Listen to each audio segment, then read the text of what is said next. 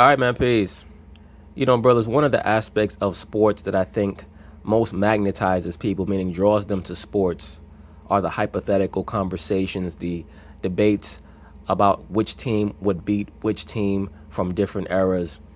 Would the 70s Steelers beat the 80s 49ers? How would Mike Tyson fare against Muhammad Ali?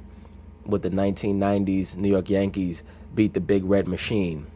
And now, of course, in basketball, one of the newest hypothetical debates is whether or not this current incarnation of the Golden State Warriors could defeat the 1990 Chicago Bulls.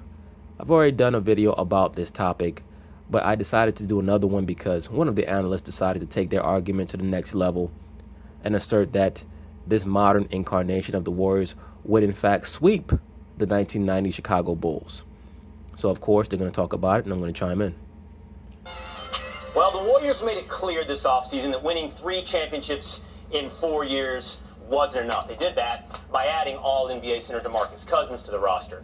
Golden State is the obvious prohibitive favorite to win it all again next season, but how would they fare against, for example, the 72-10 Bulls of 1995-1996? Let me say this. I watched that entire season, the 1995-1996 season, and I saw the Chicago Bulls win many of those games, and of course followed the highlights of the games that I was not able to see. And what made that team so dominant was the fact that everyone understood their role. Not just knew their role, but understood their role.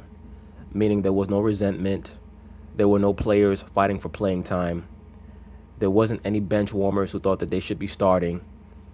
There weren't any issues between players and coaches. Even Dennis Rodman was as placid as Dennis Rodman could be. That was by far the most harmonious team that I've ever seen, even more than the 2016 Warriors. They came close, but the 96 Bulls was the most harmonious team I've ever seen, and to me, they're not even the greatest Bulls championship team I've ever seen. I thought that the 97 team was better than the 96 team. Jordan was in better condition. He had slimmed himself down a little bit to take pressure off of his knees. In the latter part of the 1996 season, heading into the playoffs, he had a major back issue, as well as tendonitis in his knees. And in the offseason after 1996, he took off a few pounds, came back in the 96-97 season, and was even better than he was the previous season. A lot of his hops came back. He was extremely explosive, great mid-range game, was just dominant that entire season, and then started to tail off at the end to conserve himself for the playoffs. And in that time period, that is when Karl Malone made up the gap between himself and Michael Jordan and was able to win the MVP. Scottie Pippen was far healthier going into the playoffs in 97. Point being is this, the 96 team was extremely harmonious, but they were not even the best Bulls team in my view. I think the 92 team was better than the 96 team. I thought the 97 team was better. I think the 91 team was probably their best playoff team ever. They were certainly the hungriest team. So how do I think the 2018 Warriors would fare against the 96 Bulls? Depends on the rules. If we're playing in 1990s rules, I would pick Bulls in 6. If we're going according to the rules of today, the Warriors would have a great chance to beat the 96 Bulls. As a matter of fact, I would probably favor them to win a 7-game series depending on who had home court. If we're talking about 7 games on a neutral site, I have no idea. Well, we'll get to that because according to Westgate Las Vegas Superbook, they would make Golden State a 9.5-point favorite against that 72-win team Bulls. Where do I want to go? Let's go with Tom. What do you think, Tom? Well, seriously, first of all, this is an absurd conversation because the rules are so different. Ryan, you could talk I agree. that better than any of us here at this table. The 3-ball has become the most valuable commodity in the game. You're going to tell me that if the 3 was more stressed and it was more important back in the day, that Michael would not have owned that crap? To this day, I believe Steve Kerr still owns the best 3-point field goal percentage in the history of the league. Yeah, Steve Kerr does have, I believe, the highest 3-point shooting percentage in the history of the league.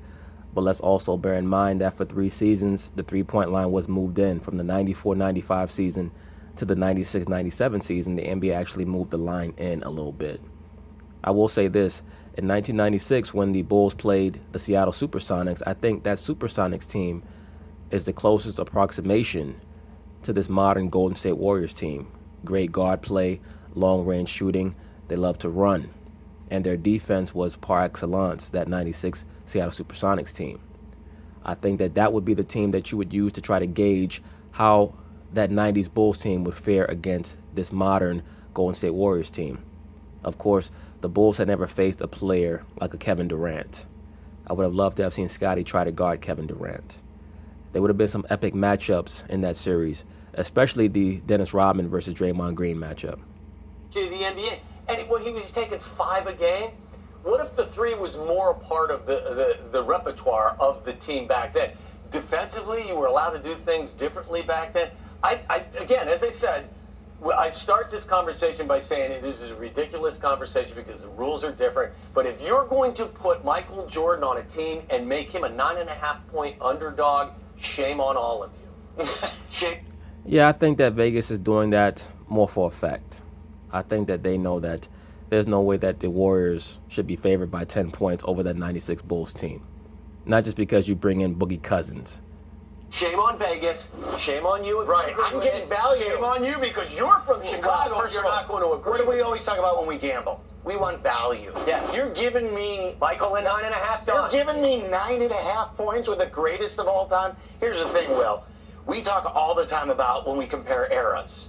First of all, you got to know the rules. Second of all, hey, the guys who played 30 years ago aren't the athletes that today's play. But I disagree with that. I don't think that the athleticism has changed. Like, for example, I see a lot of young cats, they say, well, I watch highlights from the 80s and from the 90s, and the athletes are not as superlative as today. I disagree. The game was different. The methods of conditioning were different. And, of course, you did not have access to the performance-enhancing drugs that many of today's modern athletes have. But the top-level athletes in the 80s were just as standout as the ones today. There's no one in the NBA today who's a greater athlete than Clyde Drexler was in the 80s or Dominique Wilkins was in the 80s. And certainly not Michael Jordan. I've stated this before. The only player that I've seen in today's current NBA go from the free throw line is Zach LaVine.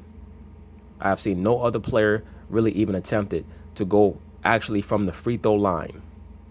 Zach LaVine is the only one. Now, there's a lot of guys in the league today with bunnies. John Wall, a lot of these guys, they can jump, especially off 2 feet, or off 1 foot even. But back in the 80s and 90s, you had some unbelievable athletes. It's just that the game back then was far more position-oriented.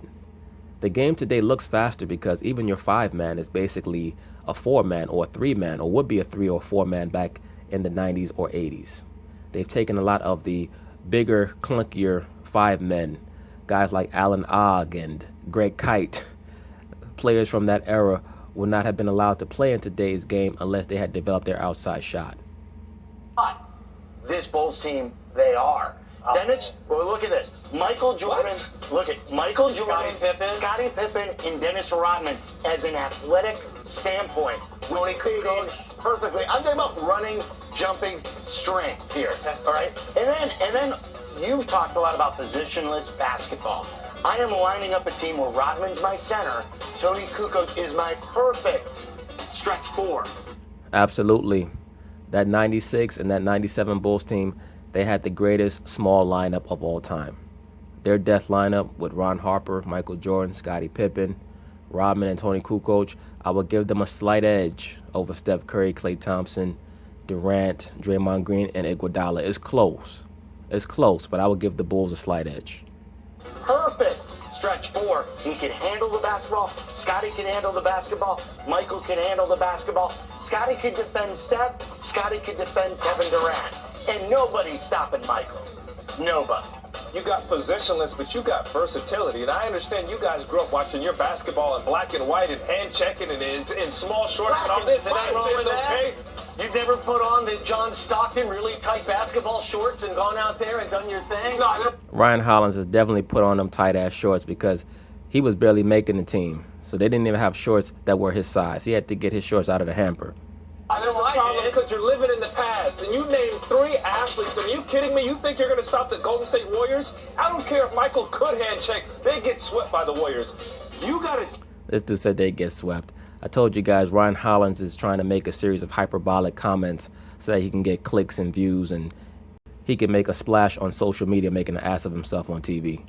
a team that swept. With which Michael Jordan's best attribute was scoring the basketball, an individual scorer. So if you mean to tell Forget me about all he's those gonna, all-defensive teams. he's going to play one-on-one? He's going to play one-on-one against the Warriors and win? The only smoking chance that LeBron James had is not just because he can score the basketball, it's because he can play make. He can get to the rim, he can kick out, he makes others better.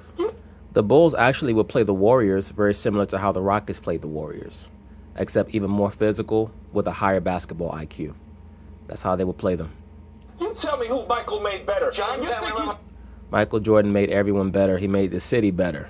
You don't just lead a team to 72 wins and not make anybody better. That's a ludicrous assertion, sir. he's going to have a chance? History lesson. He's a young guy, all right? He's still very young. Yeah. John, Ryan Hollins is not as young as he's trying to act like he is. I believe that he saw Michael Jordan play. He just has an axe to grind for whatever reason. John Paxson finished off the Lakers in 1991 with Michael passing him the ball. One shot? That got dropped. Hold on. No, you're Phil thinking Jackson about, had to drop a pass for him to make. You're Come thinking on. about 93 against the Suns when Michael found Paxson. School him. In Game 5 of the 1991 Finals against the Lakers, Jordan was able to find John Paxson consistently. That was the playoff run where Jordan averaged almost 9 assists a game. Paxson hit a variety of shots in 91 in Game 5 against the Lakers. Let's go to 97 and Steve Kerr hitting the game-winning shot Paxson's against gonna the be Utah shocked against Jazz. supporting him. Look, Scottie Pippen is one of the top 30 best players in the... I'm not quite sure if I go that high, but he's up there somewhere. Just the fact that he's the greatest defensive player at his position in the history of the NBA, and then he's going to give you 20 points, 6 assists, and 6 rebounds on the offensive end. He's somewhere around 35. I'm sure some of you brothers may have him a little bit higher or a little bit lower, depending on your own personal esteem for what he brought to the table. But Scottie was a great all-around player. Sometimes brothers get upset when I call him a role player. That's not an insult. I think Kevin McHale was a role player. I think James Worthy was a role player. You could be a role player and still be a star. You could be a role player and still be a Hall of Famer. In the history of this game. I'll sign on to that. Okay, wait. Go ahead. Wait, No, you're gonna like. Are you on my You're side? going to jump on the Chicago guys, aren't you? This Warriors team would destroy that Bulls team. Okay. Listen, here's the thing. I only have to use your own arguments against you. First of all, Waddle. I understand rules changes. I understand hand checking. But as far as I know, we're talking about the 1990s, not the 1940s. There was a three-point line. You could have taken threes. It wasn't emphasized. But that's by their own choice. There was no rule against it. That was the game that was evolving. the great. Will Kane and Ryan Hollins are suffering from recency bias. They're bedazzled by what they've seen the last couple of seasons with this Warriors team. But let me tell you something. That Chicago Bulls defense was the most intense defense I've ever seen. The only thing, well, I shouldn't say that I've ever seen because the 04 Pistons were right there. And maybe even the 89 Pistons. But those are certainly the three best defenses that I've ever seen. The 96 Bulls, the 04 Pistons, the 89 Pistons. Defense was just unbelievable. Game of the moment. Do you? But there was no rule against them taking the threes. Larry Bird was a great shooter, wasn't he? Yeah, Larry Bird was great. How many shots from behind the arc did Larry Bird take on a game-by-game basis? Not nearly as many as you think he would. And Larry Bird is on record as stating, in response to being asked if Steph Curry is the greatest shooter ever, he's on record as stating, well, when I played, we shot mostly from mid-range. And it wasn't until later in my career that I stepped back behind the three-point line and started to take more threes. There was a process to the three-point shot becoming more an actual part of an NBA game. It was viewed more as an oddity when it was rolled out in 1979. It was a convention that they brought over to the NBA from the ABA. And it took them about 6 or 7 years to really catch on to how important a weapon it could be.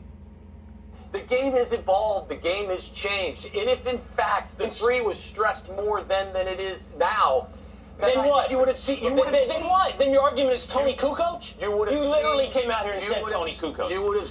Tony Kukoc was as impactful as a sixth man as Andre Iguodala is. Tony Kukoc was a vital part. Who's he going to guard? Absolutely. Who is he going to guard? This gets to the lineup now. This is no insult to Mike. This idiot is talking about the 1996 Chicago Bulls like they're the Washington Generals. I would love to see Michael Jordan sitting across from him. I guarantee you, he'd make this guy piss in his slacks. Michael, don't make this about Michael. This is about Ron Harper, Luke Long, Tony Kukoc. Ron Harper was one of the best players at his position defensively in the late 90s. He was an integral part of their defense. Perfect to defend one of those guys. Oh, guys, come on. We're talking about Steph Curry, Klay Thompson, KD, DeMarcus Cousins, and Draymond Green. We're talking not one. You know Draymond Every Green, one of them an all-star. Do you know how many guys he's kicked down low? Do you know if Dennis Rodman got in Draymond's head? Hey, Ding. And Draymond, there was nobody in the league. They don't even know that guys like Kevin Durant could exist in the 90s. Wait, 7 feet, can dribble, I agree with Will Kane to a degree that Kevin Durant and what he brings to the table is pretty singular. But there were players that existed in the 80s and 90s that could approximate what he brings to the table. In the 80s, Larry Bird was about 1.5 inches shorter than KD and overall was a better player than him. Certain people may disagree with that. Larry Bird was better than Kevin Durant, offensively even. The diversity of things that he could do, and he accepted his role as an alpha because he had an alpha personality. Tom Chambers was about 6'10", 6'11", and for about 3 or 4 seasons put up numbers somewhere around what Kevin Durant could put up. So it wasn't like it was alien to see a player 6'10", 6'11" that could shoot the basketball and average over 25. But yes, I agree. What Kevin Durant can do, I don't think the NBA has really ever seen before. A 7-footer who could dribble like a guard, who could penetrate with either hand, and who could pull up from 30. That would be an unbelievable task for Scottie Pippen. can shoot threes. There's no example from Well, that's why he's 7 feet. Well, that's why he can't dribble like KD and he can't shoot. He's the waiter. This is why I'm saying it's an absurd conversation because of the athleticism of the athletes today versus the guys. Yes. I don't think that the athletes are better today. As a matter of fact, I think that Michael Jordan and Scottie Pippen will look at Steph Curry as a player who can barely dunk, and they say that we would push him around in our era. They'd be partially right and partially wrong. I think that great players will be great in any era. But I think that it's a fallacy to assert that the players today are greater athletes. Every time people say that, I say, what about J.J. Barea? What about T.J. McConnell? These are NBA players. Neither one of those guys would be able to make most of the rosters back in the 90s. Now, you had little white boys back in the 90s, too, guys like Scotty Brooks and players like that. But this notion that every player in the NBA today is this unbelievable athlete that can jump from the free throw line, it's nonsense. It's just not true.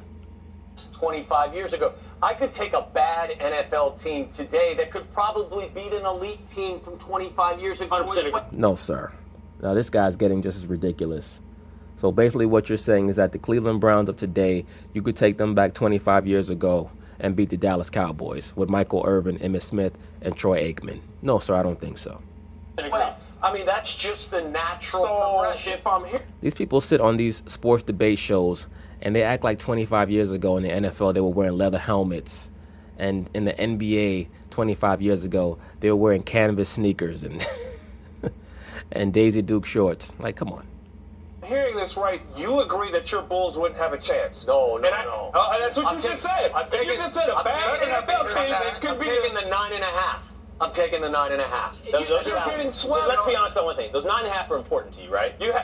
Of course. But I'm double dipping. Why would I? If you're giving me 9.5, why would I? You know what, Will? Forget it. Let's go straight up. We're going to go money line. Take the Let's make a money line play. Of course play. I'm taking the 9. The 9.5, and I'm double dipping with a money line. Hey, Sylvie. I hope that guy's wife has a separate bank account, because it's very clear off of what he just stated that he's willing to bet any amount of money over a hypothetical argument. He doesn't need a parlay. Let me ask you something. Have you guys ever heard of a two-way player? Did those exist back in your time? What an asinine statement. There were more two-way players back in the 80s and 90s than there are today. As a matter of fact, the reason why we have the term two-way player today is because in the early 2000s, the NBA game became so specialized that you had players that were brought in just to play defense, just to shoot. I'm not saying that you did not have that back in the 80s and 90s, but you had to have a diversity of skills to get on the floor back in that era. So players like Alvin Robertson and Joe Dumars, Michael Jordan, Scottie Pippen, they were not called two-way players. They were just called complete players. They were called great players. Those exist back in your time. Pippen and Michael were two of the best in the history of the game. Can I call up Scottie Pippen highlights for him? No, Tom. You got two. Hold on. You got two. Where's the rest of them? Dennis Rodman? Dennis Rodman defensively was as good as anybody who ever played the game. But do you know what a two-way player means? That means he can score on the other end. Scottie Pippen. You got two players. You say Tony Kukoc, I say. How many two-way players do the Golden State Warriors have, Ryan Hollins? You have Klay Thompson and you have Kevin Durant. I mean, truly two-way players. Does anybody truly consider Steph Curry or Draymond Green two-way players? You could take Draymond Green out of the game if you have a great defender on him. As a matter of fact, for the most part, he gets wide-open jump shots and still is not proficient taking those wide-open jump shots. Steph Curry tries hard on defense, and I give him credit for trying. But he's not someone who will be considered a great defender because he doesn't move his feet well on defense. But he does try hard, so that means that oftentimes he'll be rated high when it comes to defensive proficiency or efficiency ratings. But he's not a two-way player. I mean, how many truly two-way players do the Warriors have? You have Klay Thompson, you have Kevin Durant. You can make the case for Andre Iguodala, even though his jump shot comes and goes. Say Kevin Durant. Oh my God. Oh, you know, that's cherry pick. This is getting ugly. You say Kevin Durant. I gotta Michael go. Jordan. I say this. I gotta go. I gotta go. You may be worse than him and the Cowboys, seriously, with that one guy. Yeah, these two idiots from Chicago, they did a very poor job arguing their point. It is what it is. So peace.